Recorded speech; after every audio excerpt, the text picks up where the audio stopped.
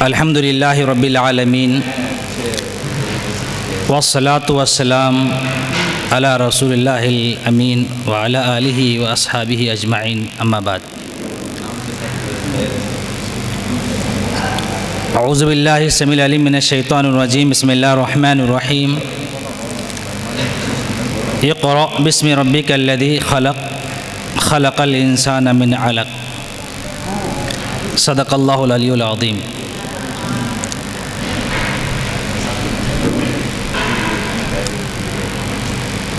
آج کا یہ جو ایک بامقصد پروگرام ہے، بڑی ایک درد اور تڑپ کے ساتھ اس کا انعقاد کیا گیا ہے۔ منتظمین اور منصرمین سے میں کہنا چاہوں گا کہ وہ تعداد کو دیکھ کر مایوس نہ ہوں۔ یہ توفیق کی بھی بات ہے اور ہدایت کی بھی بات ہے۔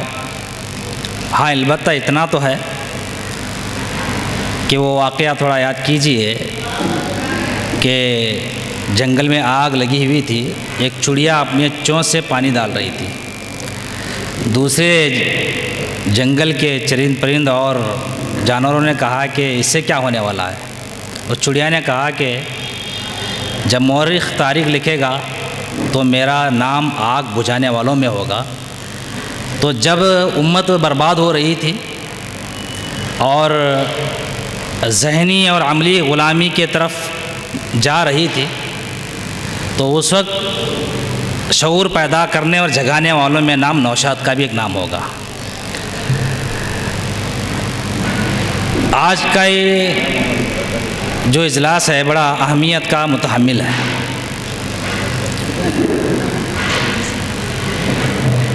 اور ویسے بھی کیا ہے، کام کرنے والے چند ہی لوگ ہوتے ہیں۔ ہو سکتا ہے کہ کام والوں کو اللہ تعالیٰ نے یہاں بلا لیا ہو۔ تو آج اس محفل میں مجھے جو عنوان دیا گیا ہے، تعلیمی اداروں کی ضرورت اور ہمارا مستقبل۔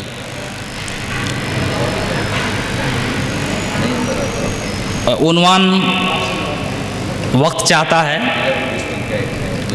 وقت نہ آپ کے پاس ہے نہ میرے پاس ہے، اس لیے کہ جو وقت مجھے دیا گیا تھا وہ وقت بھی ختم ہو چکا ہے، اور آپ کو بھی دیا گیا تھا وہ بھی وقت ختم ہو چکا ہے۔ اس کے باوجود بھی کچھ باتیں میں آپ لوگوں کے سامنے عرض کرنے کی کوشش کرتا ہوں۔ دیکھیے، ابھی مجھ سے پیشرو عالم صاحب نے علم کی اہمیت پر اچھی خاصی باتیں آپ لوگوں کے سامنے رکھی ہیں۔ آپ کا نقطۂ نظر، آپ کا زاویہ نظر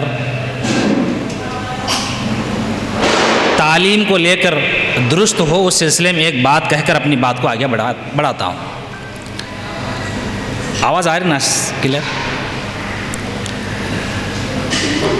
اللہ کے نبی صلی اللہ علیہ وسلم کی وہ حدیث ہے جس میں آپ علیہ الصلوۃ والسلام نے فرمایا کہ راس العلم معرفت اللہ، یعنی علم کی اصل اللہ کی پہچان ہے۔ بندہ علم کیوں حاصل کرتا ہے؟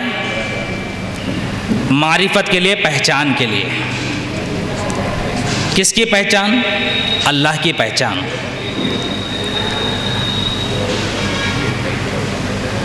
جو علم بھی یا جس علم کے ذریعے سے بھی رب کی پہچان ہوتی ہو، اس علم کا حاصل کرنا عبادت ہے۔ آج ہمارے سماج میں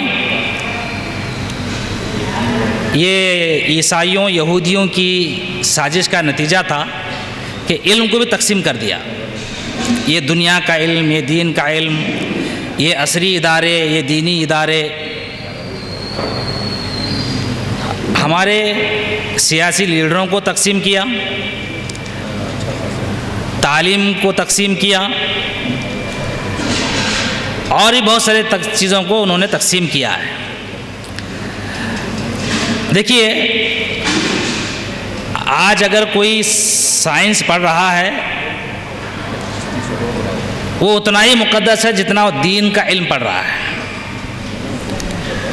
اگر کوئی آج انجینئرنگ پڑھ رہا ہے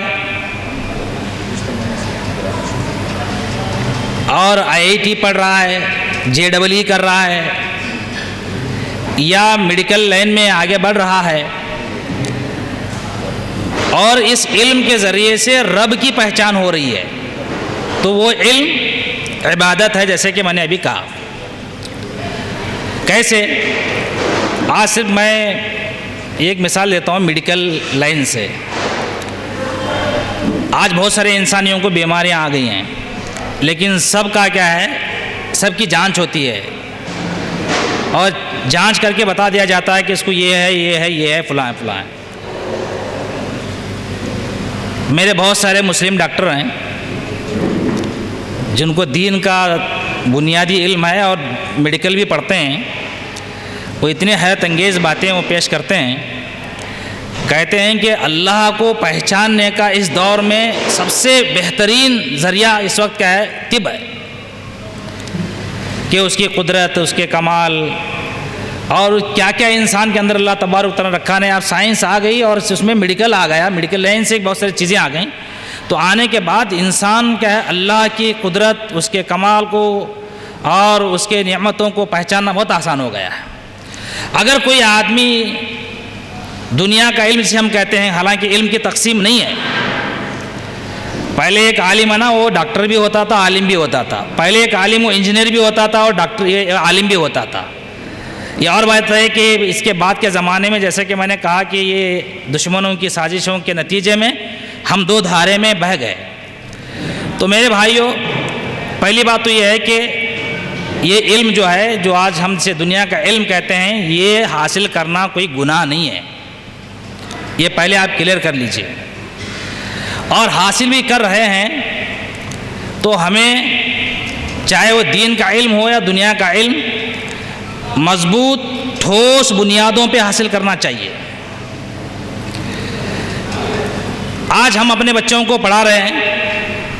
ابھی نوشاد بھائی نے بھی بتایا کہ ہماری ساری ذلت, رسوائی, غریبی, نقبت, یہ سارا کا سارا یہ جہالت کی وجہ سے ہے, علم کے نہ ہونے کی وجہ سے ہے. تو میرے بھائیوں, نوجوان دوستو, یہ دور جو ہے یہ کمپٹیٹیو دور ہے. یہ دور جو ہے یہ کمپٹیٹیو دور ہے, اس میں کمپٹیشن زیادہ ہے. دیکھیے, تعلیم باگل کوٹ میں بہت بڑا ڈرا بیک ہے. تعلیم کے سلسلے میں اتنا شعور نہیں ہے. دیکھیے, تعلیم بولے تو ہم کیا سمجھیں, لٹریسی ہوتی ہے نا, لٹریسی, اس کو تعلیم سمجھیں. لٹریسی کا نام تعلیم نہیں ہے, خواندگی کا نام تعلیم نہیں ہے. تعلیم اس بات کا نام ہے کہ آپ جس سبجیکٹ اور جس موضوع پہ آپ پڑھ رہے ہیں اس میں آپ اپنی مہارت پیدا کریں. ہمارے یہاں اگر شہر باگل کوٹ کی ہم بات کریں گے, ساری دنیا کی بعد میں بات کریں گے, تعلیمی اداروں کی بہت بڑی کمی ہے. اور جو تعلیمی ادارے ہیں وہ برائے نام ہیں, ان کے اندر کوئی مضبوط معیاری تعلیم نہیں ہے. کوالٹی بیس ایجوکیشن جسے ہم کہتے ہیں وہ نہیں ہے. ہمارے بچے پڑھنے لکھنے کے تو قابل ہو سکتے ہیں, لیکن دوسرے قوموں کے بچوں کے ساتھ کمپٹیٹیو ایگزامات میں کمپٹیشن نہیں کر سکتے. مسلم جو ادارے ہمارے پاس ایک دو ہیں, ان کی حالت بہت خراب ہے. نہ وہاں بچوں کی تربیت ہے, نہ تعلیم ہے. ضرورت اس بات کی ہے کہ اس وقت امت کے اندر شہر باگل کوٹ میں اچھے سے اچھے ادارے قائم کیے جائیں. اب وہ بڑی مخلصانہ کوشش نوجوان نوشاد کی ہے، لیکن مخلصوں کو ہماری قوم بہت دن تک برداشت نہیں کرتی.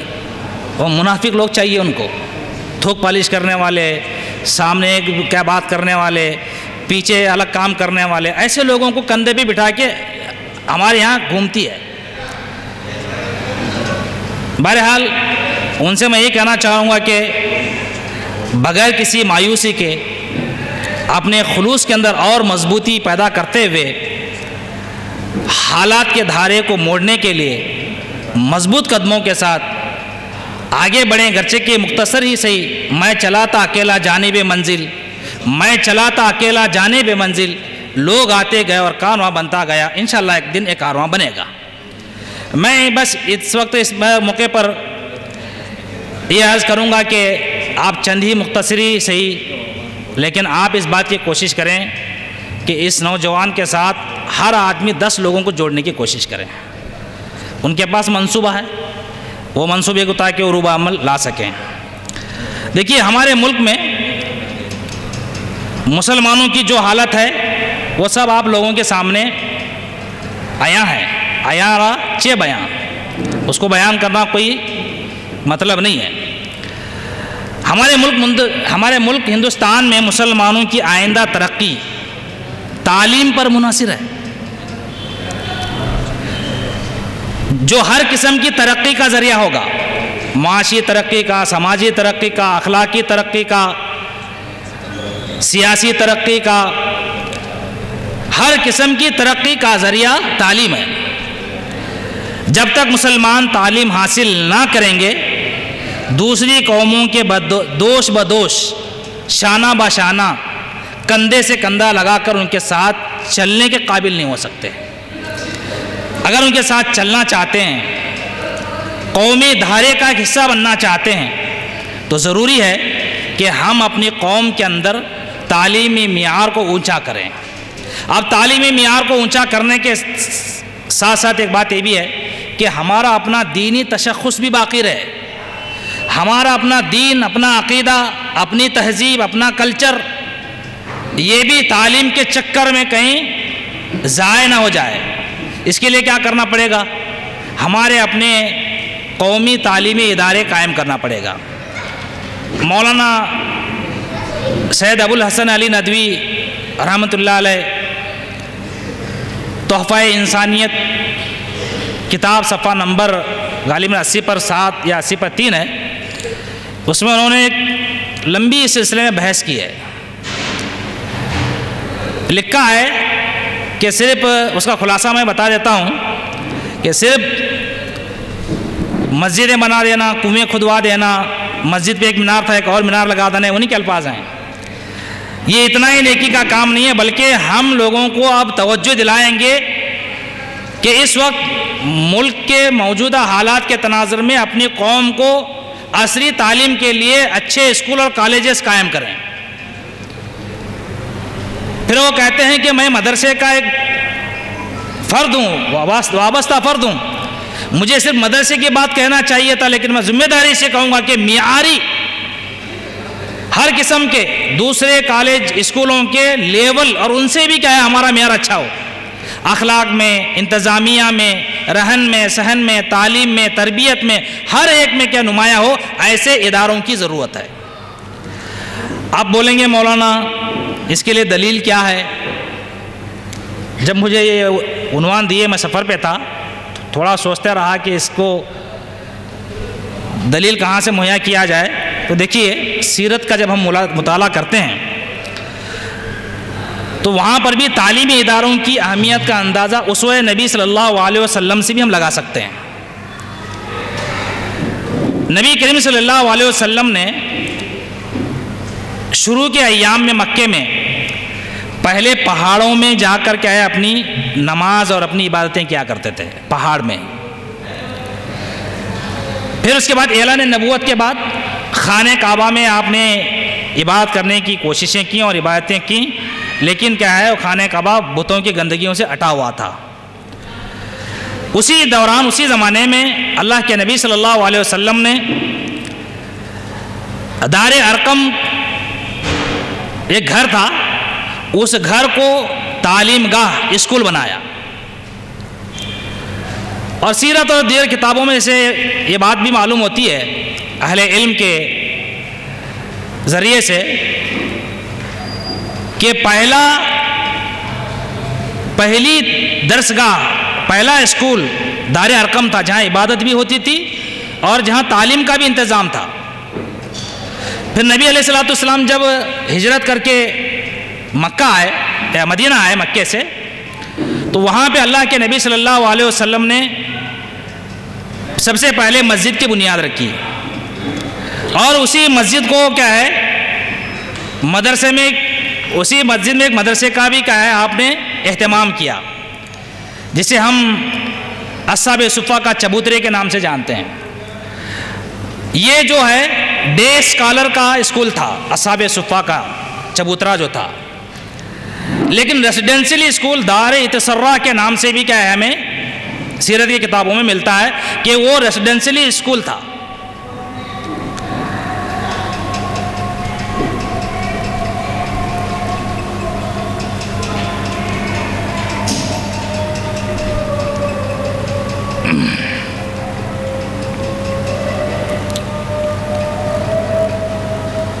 جاری رکھیں گے،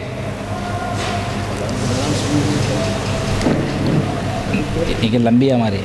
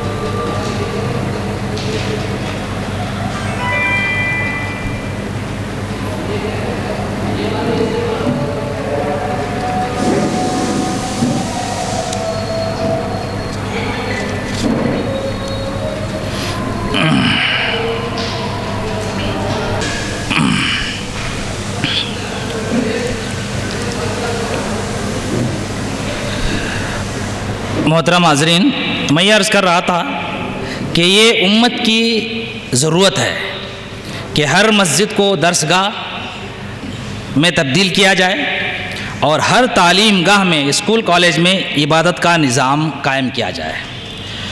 اور یہ جو ہم عالی شان آج کوڑوں کی جو مسجدیں بنا رہے ہیں، بنا کر بھی ہم صرف آدھی سنت پہ عمل کر رہے ہیں، اس لیے کہ نبی کا اسوہ تو یہ ہے کہ مسجد نبوی میں تعلیم گاہ آپ نے قائم کی.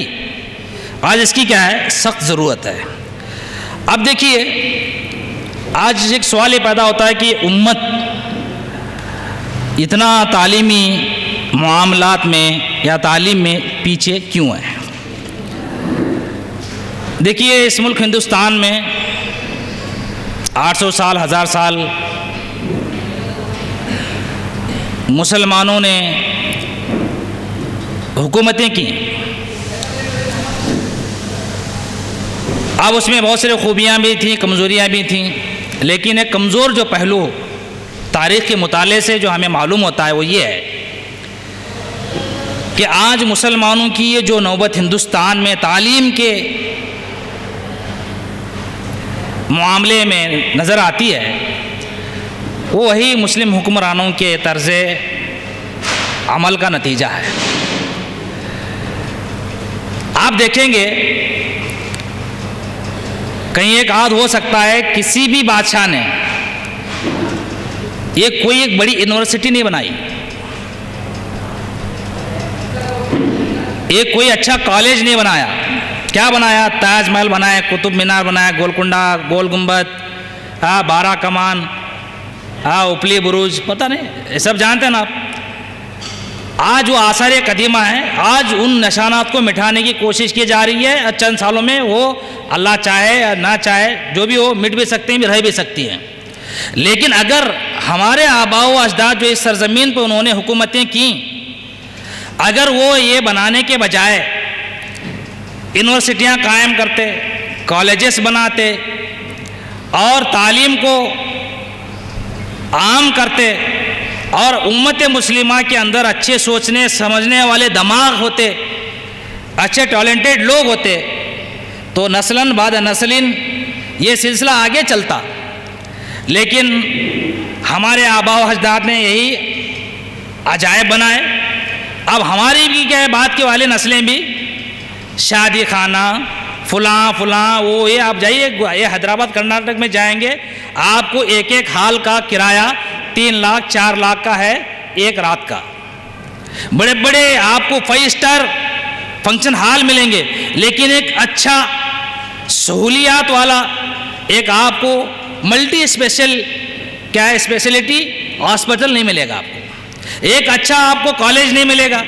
اور اچھا جو ہمارے کالجز ہیں، میڈیکل کالج چاہے گلبرگہ میں ہو، بیجاپور میں ہو، کہیں اور پر بھی ہو، ان کی اندرونی حالت بڑی خراب ہے. تو بہرحال کہنے کا مطلب یہ ہے کہ ہمارے آباء و اجداد اگر کیا ہے تعلیمی چھیتر میں میدان میں اگر کچھ کام کیا ہوتا تو اس کی بعد کی نسلیں بھی اسی راہ پر چل کر کے آگے اس سلسلے کو جاری و ساری رکھتی تھی. دیکھیے اصل میں بھائیوں صرف کیا ہے یہ فرق جو ہے نا سوچ کا ہے. میں آپ کو اس کے لیے ایک مثال دیتا ہوں، میں ایسے ہی دوش نہیں دے رہا ہوں. ایک بات یاد رکھ لیجیے گا کہ یہ وقت جاگنے کا ہے. اگر آج ہم نہیں جگیں گے، بیدار نہیں ہوں گے، آج جیسا میں اس منچ پہ کھڑے ہو کر اپنے پچھلے اسلاف کو کوس رہا ہوں، ایسے آئندہ آنے والی نسلیں ہمیں کوسیں گی. اب ہم کو جاگنا ہے، اچھے ادارے تعلیمی ادارے قائم کرنے کی ضرورت ہے. اور جو آدمی بھی اس کاج کے لیے آگے بڑھے اسے دامے درہمے سکھنے، اس کے کندھے سے کندھا لگا کر کھڑنے کا آپ حوصلہ اپنے اندر پیدا کیجئے اور نیت پیدا کیجئے، نیت پیدا کیجئے. میں آپ کو ایک واقعہ بتاتا ہوں. دیکھیے شاہ جہاں اور کنگ ایڈورڈ یہ دونوں ہیں نا بادشاہ تھے اپنے وقت کے، دونوں کا ایک ہی زمانہ تھا. اچھا دونوں کو اپنی بیویوں سے بے پناہ محبت تھی. اچھا دونوں کی بیویوں کا اتفاق سے کیا ہے موت، دونوں کی بیویوں کی موت اتفاق سے کینسر سے ہوا. شاہ جہاں کروڑوں روپئے خرچ کر کے تاج محل بنواتا ہے. کیا بناتا ہے؟ ممتا کی یاد میں کروڑوں روپئے خرچ کر کے تاج محل بنواتا ہے. کنگ ایڈورڈ یہ کیا ہے ایک یونیورسٹی آف میڈیسن ریسرچ بناتا ہے تاکہ آئندہ آنے والی نسلیں، آئندہ آنے والے لوگ جس بیماری سے میری بیوی مری وہ نہ مر سکیں. یہ انسانیت کے لیے جینے والے، یہ انسانیت و خیر الناس من ینفع الناس، سب سے بہترین لوگوں میں وہ ہے جو لوگوں کے لیے نافع ہو. آج بہت ساری تعلیمات جو دین کی تھیں وہ ساری کیا ہے ساری وہ غیروں میں آ گئی ہیں، اور غیروں کی چیزیں آج ہمارے پاس آ گئی. تو لہذا دیکھیے یہ ہمارے آباء و اجداد اگر جیسے کہ میں نے کہا کہ اگر کوئی تعلیمی کام کر کے جاتے تو آج کیا ہے اتنی دقتیں ہمیں پیش نہیں آتی. ایک اور بات میں کہا کہ اپنی بات کو کیا ہے مختصر کر کے ختم بھی کر دینا چاہتا ہوں. دیکھیے اسٹیپن ایک یورپی فلاسفر ہے، آپ لوگ بھی جانتے ہوں گے.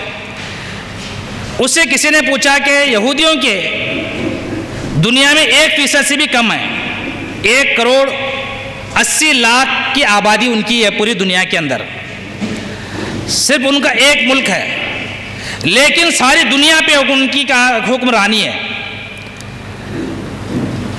دنیا کی پورا سیاسی منظرنامہ وہ سیٹ کرتے ہیں. معیشت، ذرائع ابلاغ چاہے وہ الیکٹرانک میڈیا ہو، پرنٹ میڈیا ہو، سوشل میڈیا ہو، سارے کا سارا یہودیوں کے قبضے میں ہے. اچھا بھائی کھانے پینے کی چیزیں، بڑی بڑی کمپنیاں چاہے وہ ملٹی نیشنل کمپنیاں ہوں، یہ ساری کی ساری کمپنیاں، اور پھر اس کے علاوہ ساری دنیا کے اندر ٹاپ بلینئروں میں یہودی 4-5 کیا ہمیشہ رہتے ہیں. اچھا سائنس اور ٹیکنالوجی کے میدان میں یہودی آگے ہیں. انہوں نے پوچھا کہ اس کی وجہ کیا ہے، کسی نے ان سے پوچھا تو انہوں نے کہا کہ ان کی سب سے بڑی خوبی یہ ہے کہ بچہ پیدا ہونے سے پہلے وہ بچے کی تعلیم و تربیت کا آغاز کرتے ہیں. جب ماں کے پیٹ میں جنین ہوتا ہے انہوں نے کہا کہ اس میں بچوں کو ماں کو کیا پڑھنے کے لیے کتابیں دیتے ہیں، کبھی اپنا باپ بھی کیا اس کے ساتھ ماں کے ساتھ شیئر کرتا ہے، میتھس کے فارمولے حل کیے جاتے ہیں، اور کیا ہے سائنس کے کیا فارمولے کیا ہے یاد کرائے جاتے ہیں، اچھی سینری لگائی جاتی ہیں. یہ بچوں پہ آئندہ جو آئے گا بچہ وہ ایک بہترین بریلینٹ جینس ہو، یہ اس کی تیاری پہلے سے ہوتی ہے. ہمارے پاس کیسا ہوتا ہے، ماں کے پیٹ میں بچہ ہوتا ہے، گالی ہے، گلوچ ہے، اور کیا ہے وہ پتہ نہیں اور کیا کیا سیریلیں دیکھنا، پوری بےہودگی ہوتی ہے. اور پھر اس کے علاوہ ساس سسرال کے یہاں ٹارچر ہوتا ہے، بہت سارے مسائل ہمارے پاس ہیں. اب جو بچہ جنم لے گا وہ کیسے پیدا ہوگا، وہ جینے سے نہیں ہوگا، وہ جینے سے بیزار آئے گا، وہ کیا ہے جینے سے بیزار ہو چکا ہوا ہوگا، ایسا بچہ آئے گا. تو بہرحال کہنے کا مطلب یہ ہے کہ ایک اور جگہ ایک مرتبہ پھر کسی نے پوچھا کہ یہودیوں کی ان کی اتنی ترقی کا راز کیا ہے، اتنا ترقی کا راز کیا ہے، جبکہ کیا ہے 1% بھی نہیں ہے دنیا میں، 1% بھی وہ نہیں ہے. کہا کہ 3 چیزیں ان کی بڑی خوبی ہے کہ وہ بتا کر میں اپنی بات کو ختم کر دیتا ہوں. 3 چیزیں، سب سے پہلی چیز یہ ہے کہ وہ کہتے ہیں کہ تعلیم پہ توجہ دو. میں پڑھا تھا، کہاں پڑھا تھا مجھے وہ یاد نہیں ہے، ان کے پاس بچوں کے پاس ہونے کے لیے 70 نمبر ہیں، ہمارے پاس یہاں 35 ہے نا. ہاں وہاں پاس ہونے کے لیے ان کے پاس یہ کم سے کم نمبر کا کیا ہے اور یہ ہے ان کا. اچھا اس کے بعد تعلیم پہ وہ بہت فوکس کرتے ہیں. ہر یہودی آپس میں بچوں کو اگر کوئی بھی ہے تو ان کو پڑھانے کی کوشش کرتا ہے. اس کے علاوہ یہ کہتا ہے کہ تعلیم کے ساتھ کوئی نہ کوئی ہنر سیکھے، کوئی نہ کوئی وہ ہنر سیکھے. بچوں کو بچپن ہی سے وہ ہنر سکھواتے ہیں، چھوٹا موٹا کیا کام کرواتے ہیں 10-20 کا، تاکہ کیا ہے وہ بزنس مائنڈ بھی ہو. اور ایک تعلیم یافتہ جب بزنس کے لیے میدان میں اترے گا تو وہ بزنس کے اندر بلندیوں پہ چھوئے گا، وہ بلندیوں پہ پہنچے گا. تیسری جو چیز ان کی سب سے بڑی خوبی تھی، وہ کہتا ہے کہ ان کی سب سے بڑی خوبی یہ ہے کہ وہ ان کے اندر یونٹی ہے، اتحاد ہے. آج ہمارا حال کیا ہے بولیے، ایک ہمارا ہی کوئی آگے بندہ بڑھ رہا ہے تو ہم اس کو کھینچتے ہیں، ہمارا ہی کوئی ایک ادارہ قائم ہوا ہے تو ہم اس ادارے کو بدنام کرنے کی کوشش کرتے ہیں. دوسروں کے ادارے میں موٹی فیسیں دے کر کیا چپراسی کی طرح ہاتھ باندھ کے کھڑے ہو کے ان کی کیا جی حضوری کر کے آتے ہیں، لیکن ہمارے اداروں میں کیا سینہ تان کے کیا ایسا نہیں کرے، ایسا نہیں کرے، تم کو وہ چلانے نہیں آتا. میرے بھائیو آج ہماری حالت ایسی ہے کہ ہماری قوم کو کچھ بھی اچھا نہیں لگتا. ہمارا ڈاکٹر اچھا نہیں، ہمارا اسکول اچھا نہیں، ہمارا شادی محل اچھا نہیں، اور ہماری دکان اچھی نہیں. سب غیروں کے اچھے لگتے ہیں، لیکن اس میں بھی کچھ سچائی ہے، اس میں بھی کچھ سچائی ہے. وہ سچائی یہ ہے کہ ہمارے پاس کیا ہے، ہم کبھی کوالٹی پہ توجہ نہیں کرتے تو کوالٹی پہ بھی توجہ کریں. ایسا نہیں کہ ہم پورا 100% کیا ہے اچھے ہیں، یہ نہیں ہے. آخری ایک واقعہ بتا کر میں اپنی بات کو ختم کر دیتا ہوں. دیکھیے دوسرے جنگ عظیم، تعلیم کی اہمیت کا اندازہ آپ لگائیے، تعلیمی اداروں کی کیا ہے اہمیت کا اندازہ اس بات سے لگائیے. تعلیمی ادارے ہماری قوم کی یہ ریڑھ کی ہڈی ہیں. تعلیمی ادارے ہمارا مستقبل ہیں، تعلیمی ادارے ہمارے نئی نسل کا مستقبل ہے، تعلیمی ادارے ہماری عزت ہیں، تعلیمی ادارے ہماری سیاسی زندگی کی کیا ہے ضامن ہے. تعلیمی ادارے ہمارے معاشی مضبوطی کی ضمانت ہیں. تعلیمی ادارے ہیں تو سمجھ لو کہ سب کچھ ہے. اب اس کا اندازہ آپ لگائیے، دوسری جنگ عظیم 1939 سے لے کر 1945 ہیروشیما ناگاساکی پر جو بم ڈالا گیا، ہائیڈروجن بم، وہ 1945 میں ڈالا گیا تھا. اب دیکھیے اس میں دوسری جو جنگ عظیم ہے، یہ اس دوران جب نازی ہٹلر کی فوجیں یورپ کو سبوتاج کرتے ہوئے، تہس نہس کرتے ہوئے دنیا کے دوسرے کونے تک پہنچی، تو اس دور میں ہٹلر نے برطانیہ کے وزیر اعظم چرچل سے پوچھا، اس سے یہ کہا کہ اگر تم اس بات کی مجھے گارنٹی دو گے، اس بات کا وعدہ کرو گے کہ ہائیڈلبرگ اور گوٹنجن ان دو ہماری یونیورسٹیوں پر تم بم نہیں گراؤ گے، تو میں بھی تم سے یہ وعدہ کروں گا کہ ہماری جو نازی فوج ہے وہ برطانیہ کی 2 یونیورسٹیوں ایک آکسفورڈ یونیورسٹی اور دوسری کیمبرج یونیورسٹی پر کبھی وہ بمباری نہیں کرے گی، وہ کبھی بمباری نہیں کرے گی۔ آپ اس واقعے سے کیا سمجھتے ہیں میرے بھائیوں؟ نازی اور اتحادیوں کا یہ معاہدہ بنیادی طور پر تعلیم اور تعلیمی اداروں کی اہمیت و افادیت کو اجاگر کرتا ہے، اور یہ معاہدہ یہ بتاتا ہے کہ دنیا کا کوئی ملک، کوئی قوم تعلیم اور وہ بھی جدید تعلیم کے بغیر ترقی نہیں کر سکتی۔ جب تک کسی قوم کے تعلیمی ادارے آباد رہیں گے، شاداب رہیں گے، اس وقت تک وہ قوم آباد و شاداب رہے گی اور اس قوم کو کبھی زوال نہیں آ سکتا۔ ایک تو یہ بات، آخری بات یہ ہے کہ آخری کہتے کہتے پھر آگے چل رہی گاڑی ہے، آخری بالکل آخری بات ہے وہ یہ ہے کہ دیکھیے جب مصر میں انقلاب آیا، 1952 میں انقلاب آیا، انقلابیوں نے جب وہاں کے شاہ فاروق کا تختہ الٹ دیا، وہ جب کیا ملک چھوڑ کر بھاگ کے چلا گیا، جو شاہ فاروق کی جو پراپرٹی تھی اس کو انہوں نے نیلام کیا، اس کو انہوں نے 70 ملین پاؤنڈ ڈالر کی کیا ہے وہ اس کی پراپرٹی تھی، اس کو نیلام کیا۔ نیلام کر کے کہتے ہیں کہ انقلابیوں نے 6 مہینے میں اتنے اسکول اور کالجز یونیورسٹیاں بنائی کہ 50 سال میں مصر میں کبھی اتنی یونیورسٹیاں نہیں بنی۔ لیکن آج تجزیہ نگاروں کا کہنا ہے کہ اس کا نتیجہ یہ ہے کہ آج چوٹی کی عالمی اداروں میں کام کرنے والے مسلم ماہرین سائنٹسٹ آج 70% پائے جاتے ہیں۔ کتنے؟ 70% ماہر مسلم سائنٹسٹ پائے جاتے ہیں۔